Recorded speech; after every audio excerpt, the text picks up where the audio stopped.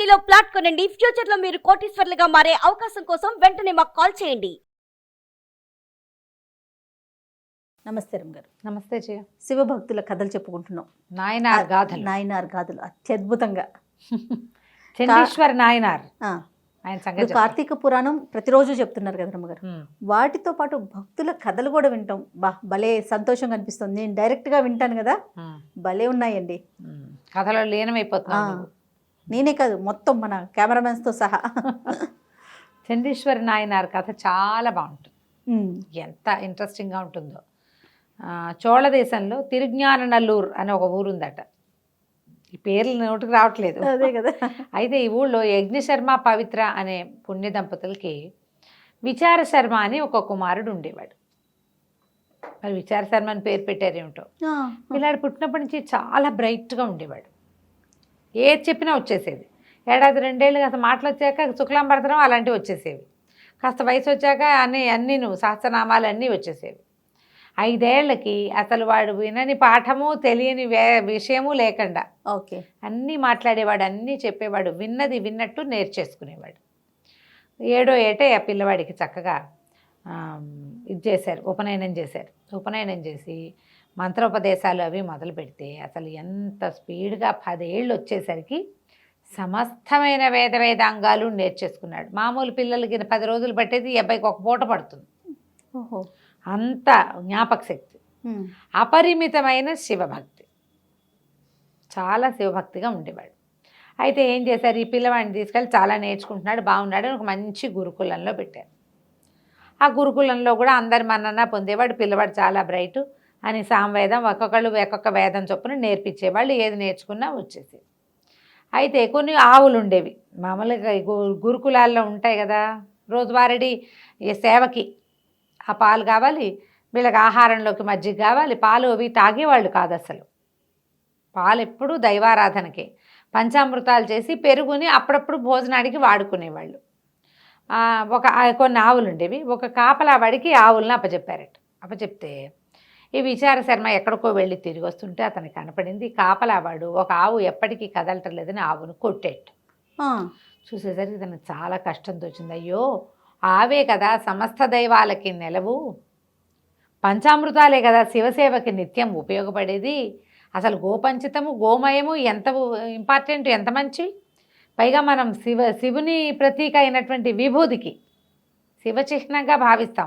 విభూతి పెట్టుకున్నాడంటే శివభక్తుడే కదా, అంతే. అయితే ఆ విభూతికి మొదలు ఎక్కడిది? గోమయం. పిడకలు కాల్చే కదా విభూతి తయారు చేస్తారు. వీటన్నిటికీ మొత్తం శివారాధనకి ఆలవాలమైనటువంటి గోవుని ఇట్లా కొట్టాడు అని ఎంతో బాధపడ్డాడు.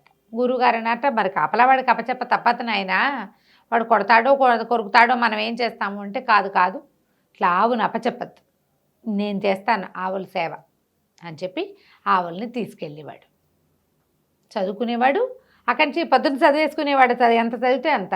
కోడ్లను తీసుకుపోయేవాడు. ఆవుల్ని తీసుకెళ్ళి చక్కగా మంచి గడ్డి ఎక్కడుందో అక్కడికి తీసుకెళ్ళేవాడు. గడ్డి తినిపించేవాడు. అన్నిటికీ చక్కగా గోసేవ బాగా చేసేవాడు. పైగా వేదంగాలు చదువుకున్నాడు కదా, అవన్నీ వల్లిస్తూ మరి పునశ్చరణ చేసుకోవాలి. పొద్దున పాఠం చెప్పుకుంటాడు. పునశ్చరణ ఏముంది, గోవు ఒళ్ళు దోముతూ నీళ్ళలో దింపి ఒళ్ళు దోమేవాడు. పునశ్చరణ సామవేదం ఆధారమైన వేదం చేసేవాడు. ఇలాంటి సేవను పొందినటువంటి ఆవులు విపరీతంగా పాలిచ్చేవి. విపరీతంగా క్షీర సమృద్ధి. అంత ప్రేమగా చేస్తే ఆవులు పాలు ఎక్కువ ఇస్తాయి, చెట్లు పూత కూడా ఎక్కువ పూస్తాయి, అట్లా చెప్తారు పెద్దవాళ్ళు.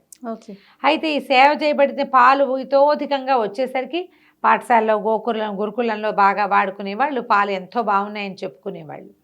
అయితే ఇవి ఇక్కడ మధ్యాహ్నము ఈయన ఇక్కడ చదువుకుంటుంటే పాలు అట్లా కారిపోతుండేవి గోవుల నుంచి. ఈయన ఏం చేసేవాడు, సరే ఎట్లాగో మన దగ్గర పాలు ఉన్నాయి కదా, గురుకులంలో చేసే సేవ కాకుండా మనం కూడా శివసేవ చేసుకోవాలనుకున్నాడు. అనుకుని ఏం చేసేవాడు, ఈ ఆవుల్ని తోలి పెట్టేవాడు కదా, ఇవి గడ్డంతా మేసొచ్చాక ఒక చెరువు గట్టున మీద విశ్రాంతి తీసుకునేవి. ఈయన ఏం చేసేవాడు, పాలు కాసిన పెతుక్కుని పక్కన పెట్టుకునేవాడు. ఒక అత్తి చెట్టు కింద మట్టితోటి ఒక ఆలయంలాగా నిర్మించాడు. ఇట్లా ఎత్తుగా గోపురంలాగా చేశాడు మట్టిది. ఒక మట్టి సైకత లింగాన్ని చేసుకున్నాడు. మట్టి లింగం, మృణ్మయ లింగాలు చేస్తారు కదా, చేసుకుని శివారాధన చేస్తూ ఈ పాలు ఎత్తి ఆ మృణ్మయ లింగం మీద పోస్తూ ఉండేవాడు. అభిషేకం చేసుకునేవాడు. అత్తి పువ్వులతోటి చిన్న చిన్నగా హారాలు అల్లి హారం అలంకరింపజేసేవాడు స్వామికి. ఇక రోజు మధ్యాహ్నం పూట శివారాధన. ఇది ఎప్పుడైతే మొదలు పెట్టాడో ఇంకా ఆయన చదువు మీద ధ్యాస పోయింది. ఓహో. నిత్యము శివారాధన, గంటల తరబడి ఆరాధన చేసుకునేవాడు. అభిషేకం అంటే ఏకరుద్రం చేయాలంటే పోస్తూ ఉండాలి కదా పాలే.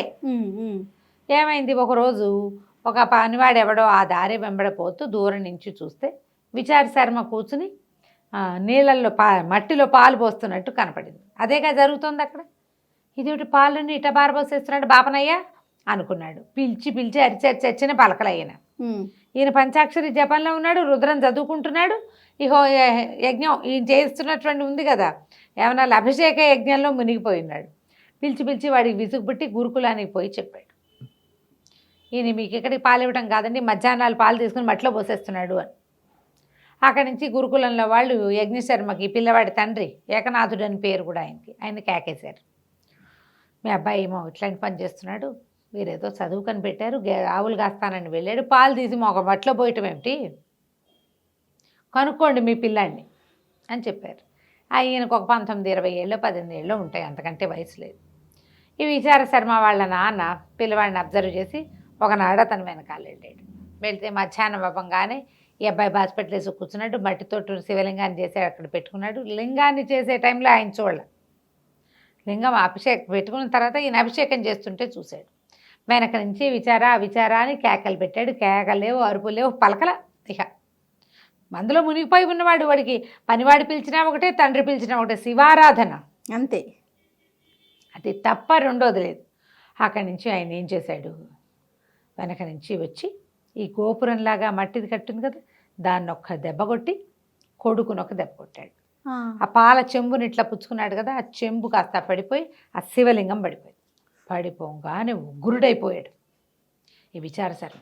ఉగ్రుడైపోయి అక్కడి నుంచి ఒక కర్రను తీసి నా శివారాధనని ఎవరు పాడు చేశారో వాళ్ళ కాళ్ళు తెగిపోవాలని ఆ కర్రని విసిరేసాడు. కర్రతో కాళ్ళు ఎట్లా తెగుతాయి, తగులుతుంది కదా, కానీ వాళ్ళు తెగాలి అని చెప్పి కర్రని విసిరితే ఆ కర్ర గొడ్డలిగా మారి ఆయన కాళ్ళు తెగొట్టేసింది. శివభక్తుడి ఆజ్ఞని కర్రలు కూడా పాటిస్తాయి. పడిపోయాడు. పడిపోయిన తండ్రిని చూశాక ఇతనికి స్పృహ వచ్చింది. తండ్రి తను కాళ్ళు తెగ నరికేశాను అని. తండ్రి కాస్త మరణించాడు. ఇప్పుడు అతనుగా 50-60 ఏళ్ళు ఉన్న వాళ్ళకి అట్లా ఏదైనా దెబ్బ తగిలితే షాక్ అయిపోరు. ఇతను నిర్ఘాంతపోయాడు. ఇదేదో అపరాధం చేశాను, శివాపరాధంతో పాటు తండ్రి కూడా అపరాధం చేశాను, ఏం చేయాలని దుఃఖంతో కుమిలిపోయాడు. ఆ కూలిపోయిన గుడిని మళ్ళీ కట్టడం ఎట్లాగో తెలియలే.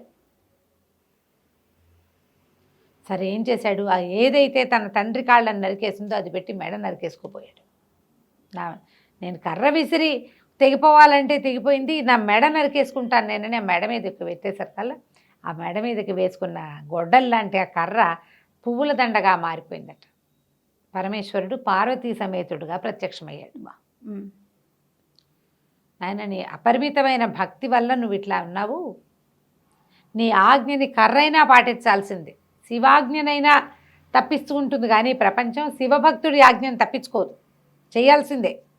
భక్తుడు ఆజ్ఞాపిస్తే చేయవలసిందే. ప్రకృతి అట్లా వినాలి, యూనివర్స్ అతని మాట వింటుంది. నువ్వు నాకు అభిషేకం చేసావు, పువ్వులు సమర్పించావు, వస్త్రాలు సమర్పించావు, పువ్వులే వస్త్రాలు, ఈ 3 నీకు కూడా లభిస్తాయి. నువ్వు ఇట్లా నా కోసం తండ్రి కాళ్ళు తెగ నరికావు కాబట్టి చండీశ్వరత్వాన్ని నీకు ప్రసాదిస్తున్నాను అని చెప్పి తను ఇట్లా కావలించుకున్నట్టు.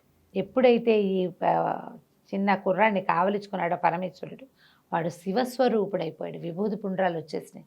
పరమేశ్వరుడు ఎలాంటి ఆకృతిలో ఉంటాడో అలాంటి ఆకారాన్ని పొందాడు. సారూప్య ముక్తి అని చెప్తారు. ఆ శివస్వరూపంగానే కనపడతాడు. శివుడు ఏ స్వరూపంలో మనకి దర్శనమిస్తాడో అలాంటి స్వరూప ముక్తిని పొందాడు ఇతను. అయితే నేను చెప్పటి చండీశ్వరత్వాన్ని ఇస్తాను. భక్తులు నువ్వు నాకు ఏవేవి సమర్పించారో అవన్నీ నీకు సమర్పించి కానీ ఇంటికి తీసుకెళ్లరు, అవి నీకు కూడా సమర్పణ జరుగుతుంది అని చెప్పి అతన్ని తన దగ్గరికి తీసుకెళ్ళిపోయాడు. అయితే తండ్రిని చంపిన పాతకం భక్తితోటి చేశాడు కాబట్టి ఇతనికి ఆ పాతకం అంటలేదు. ఈ శివభక్తుడి చేతిలో మరణించాడు కాబట్టి వాళ్ళ నాన్న కూడా సాయుధ్యం లభించింది, శివ సాయుధ్యం లభించింది. సారూప్య సామీప్య సాయుధ్యాలు ఇవి ముక్తులు కొన్ని రకాలన్నమాట. సాలోక్యము శివలోకంలో ఉండటం, శివునిలో ఐక్యమైపోవటం, శివుని సమీపంలో నివసించటం సారూప్య ముక్తి. ఆ తర్వాత శివుడి లాంటి స్వరూపం విష్ణువు దగ్గర కూడా ఇలాంటి ముక్తులు లభిస్తాయి. శివ సాయుధ్యాన్ని సారూప్యాన్ని పొందారు తండ్రి కొడుకు ఇద్దరు కూడా. ఆ తర్వాత ఈయన్ని ఏదో పేరు అదే చండీశ్వర నాయనార్గా చెప్పబడుతున్నారు. బాగుంది కదా కదా. మహాద్భుతం. నమస్తే అండి. నమస్తే.